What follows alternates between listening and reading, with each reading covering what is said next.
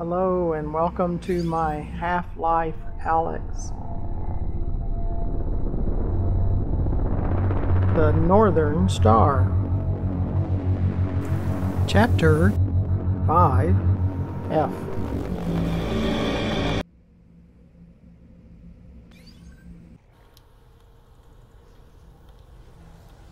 Okay.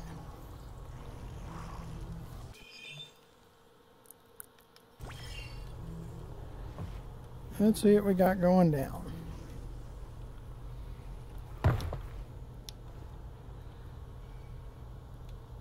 If you would, and press that subscribe button. It's free. Doesn't cost you anything at all.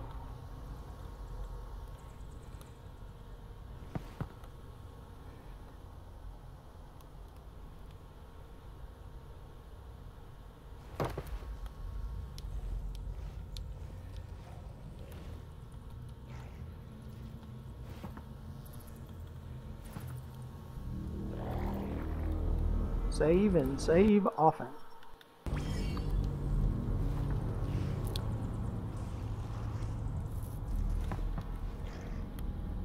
Just all kinds of badness down here. The floating headphones is the developer commentary. One of the tenets of Half-Life game design is creating crafted, moment-to-moment experiences that players participate in as they progress through the game. Sometimes this means playing with emotional responses to turn something undesirable into a memorable highlight. This collapsed section of the hotel features this type of experience. Players are often instinctively pulled to the safest smoking location in a given area, and here that would be the well-lit corridor above. But when they get there, they find their way blocked by a Combine power shield. The power cable to shut down the Combine force field leads them back down into the poison headcrab-infested darkness below, a place they really didn't want to go. These larger gameplay spaces also need to be resilient to player choice, so even if a player chooses not to head up to the well-lit corridor, they likely will still have the same trepidation about heading down into the darkness below. After the player has braved the darkness and sheltered themselves in the lit room where they're safe from the wandering headcrabs, they're faced with the daunting task of cutting the power to the Combine force field, because this has the side effect of plunging the area into darkness. Not only does that make the situation worse, since the player must make their way out of the pitch blackness with only a flashlight, but the path to the exit is back through all the poison headcrabs. We spent a lot of time tuning this experience through careful playtesting and evaluation, and often, when recounting their travels through the hotel in post-playtest discussions, players would recall this moment of being plunged into darkness as a high point, managing to combine a feeling of amusement with the overall sense of dread. Since this is our first time play, we're going to listen to the commentary from the developers.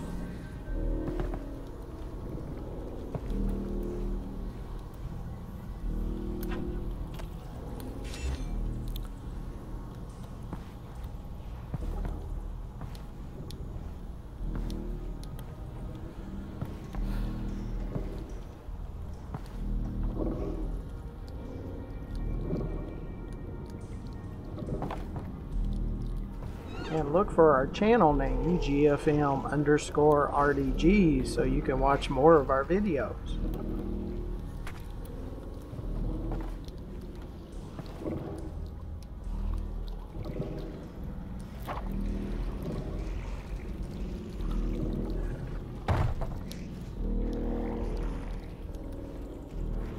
And you can look underneath the video in the description. You find ways to donate and join our Patreon.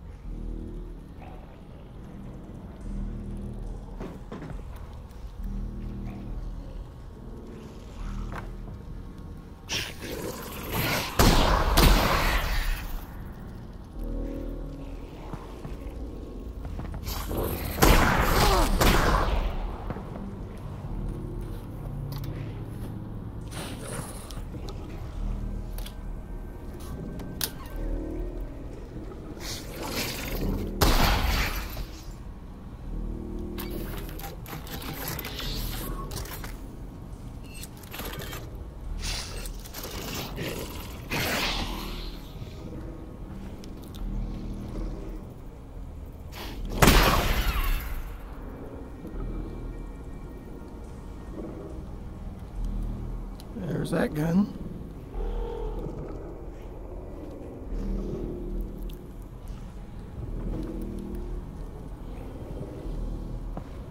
So look at Alyx, this it's gun. your lucky day. That combine weapon's unbonded. How are you sure? It's still in the case. They never leave them in the case. Nice. I didn't even need to edit your genetic code. I know. You would have loved that. That's okay. There'll be a next time.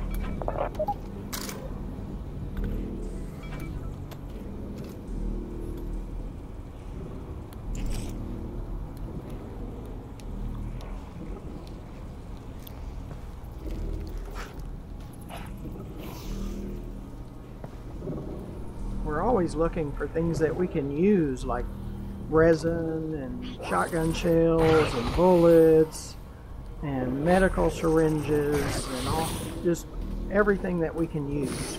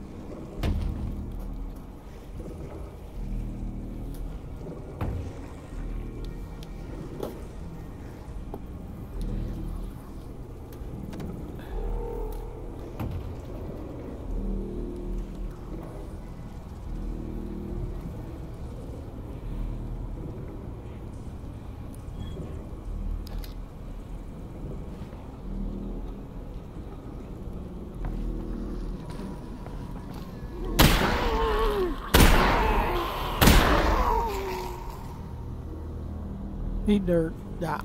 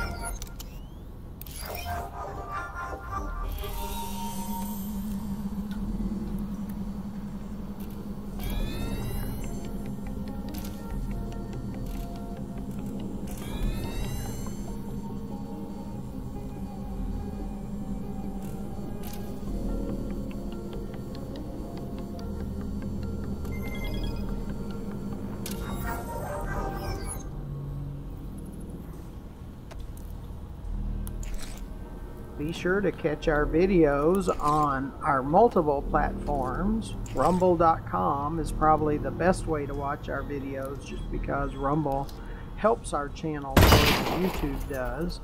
So, and you'll probably see the video after it's recorded quicker on Rumble.com than on YouTube. So check out our Rumble.com channel, GFM_RDG,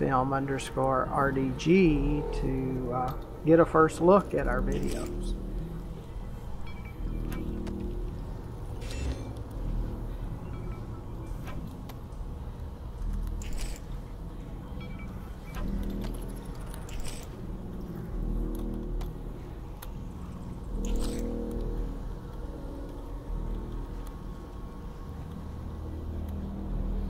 And you got to turn out the lights.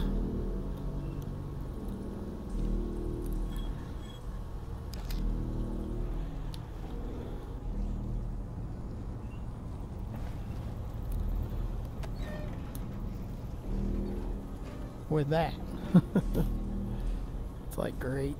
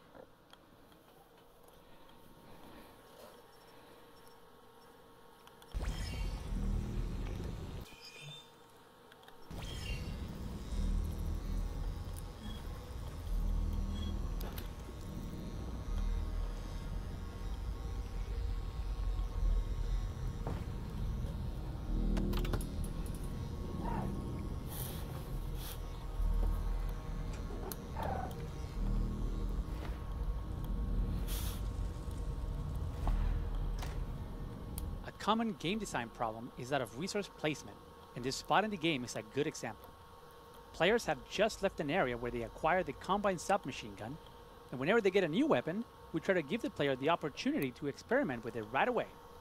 So, right after the SMG, we make sure to give the player a bunch of ammo for it and a supply of not too threatening enemies, in the form of confined zombies and wandering headcrabs to experiment on. But playtesting has shown us that there's a wide range of ways that players respond to that setup. Some shoot a headcrab or two and move on, but some players take their time exploring the weapon, even using up all the ammunition we gave them.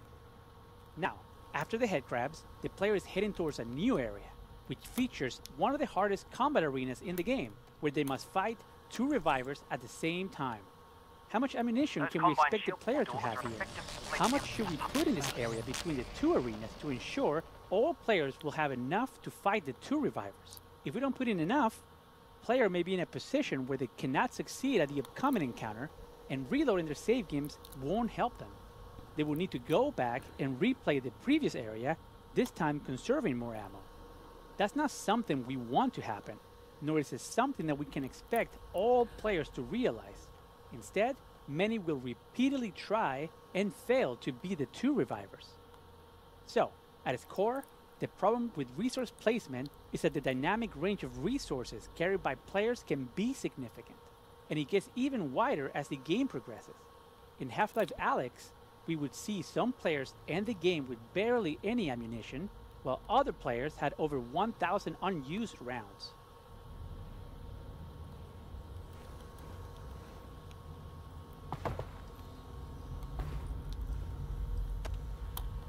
So how can we handle resource placement when there's such a wide dynamic range in player collection and usage patterns? Like many games, we opted for a dynamic system that looks at the player's current resource counts and makes decisions based on them, but the design of these kinds of systems can be tricky because they tend to affect player behavior. For instance, in Half-Life 2, we placed breakable crates throughout the game which dynamically spawned resources based on the player's current health and ammo levels. This had the advantage of allowing us to not need a huge amount of playtesting for resource balancing, because as long as there were enough crates around, the player would always have enough resources.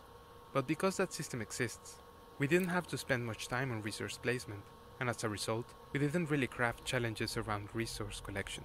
Players also learned that they didn't need to really care about the resource levels, because the crates were always going to top them up on whatever they needed most. For Half-Life Alyx, we wanted to revisit those assumptions. We knew that searching for resources in a VR environment was something players really enjoyed. So we wanted resource collection to be something players needed to do throughout the entire game. And that meant we didn't want them to ever reach the point where they had so much ammo and health that they didn't need to explore.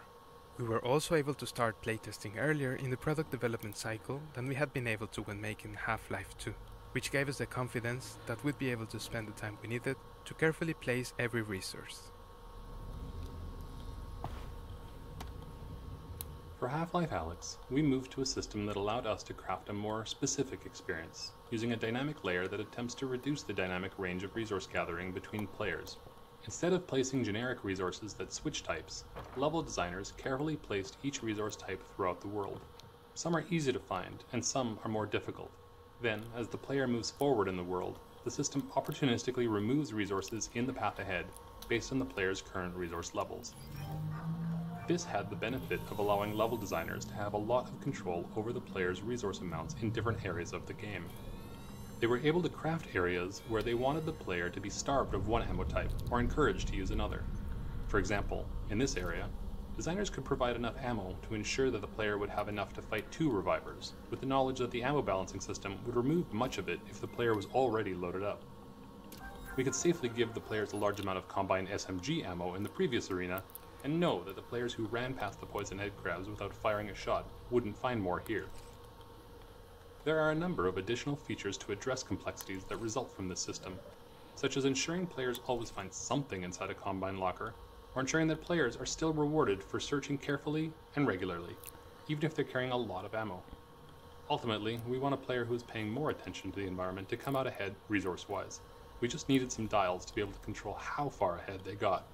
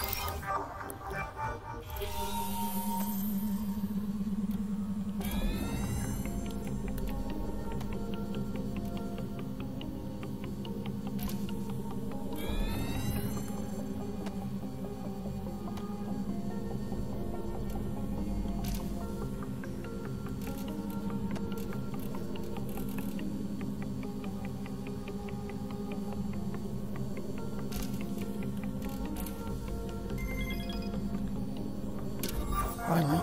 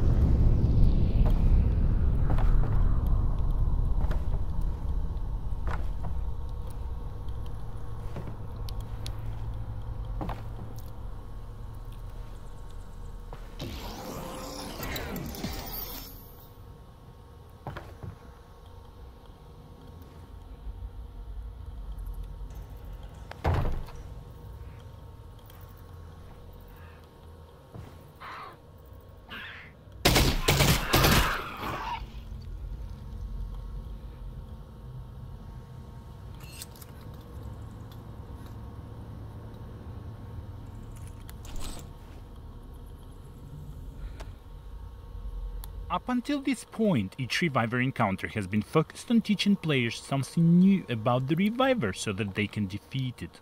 This arena represents the culmination of the training. There are no new rules, there is nothing to learn about the Reviver itself. By this point, players are armed with the knowledge required to progress. The challenge then shifts into a combat problem where strategy and execution are required. Players have to juggle and prioritize multiple targets, utilize all of their weapons, and manage a constrained supply of ammunition in order to prevail and make their way back out to the exterior of the hotel, so they can deactivate the combined substation.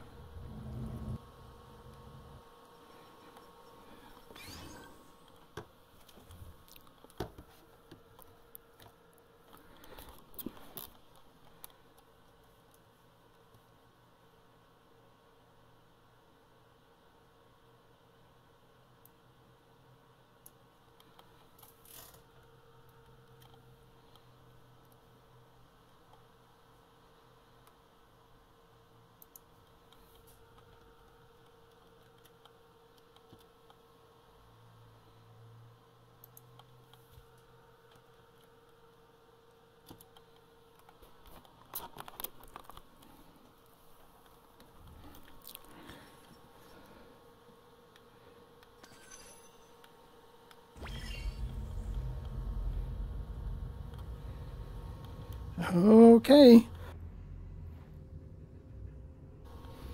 We'll go and shoot at stuff and run.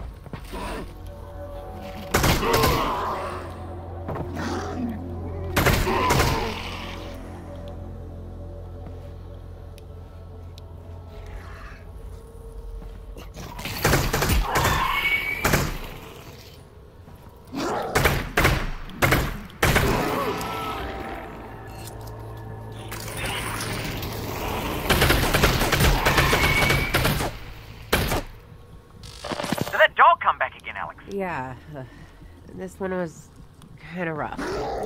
You're right though, right? Yeah, Russ. I'm good. Well, we've got to get you out of here and up to the roof. I'm working on it.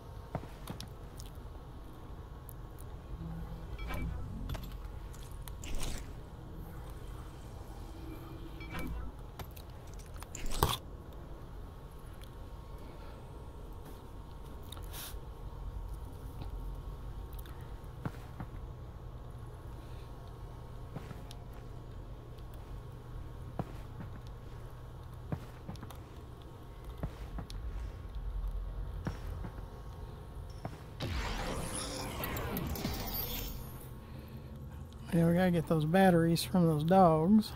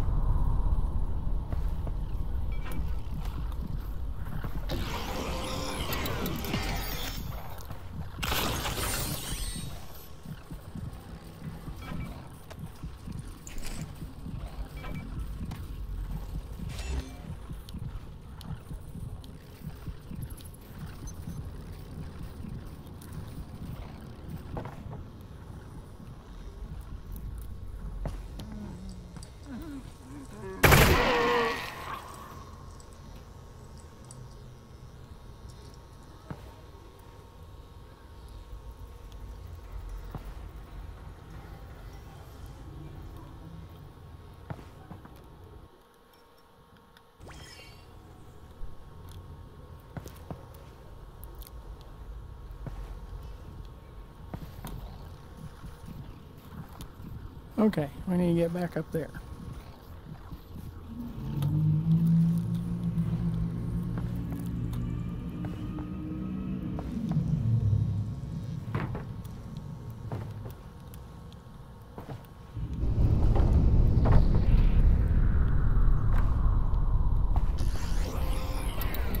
And we need to get this one. So you don't need to be grabbing that one. So we need to keep that one open.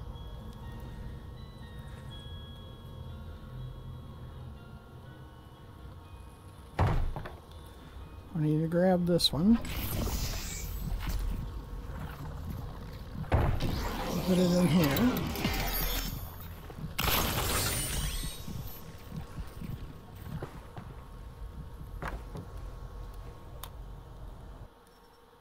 Save. And that's probably going to be where we leave it.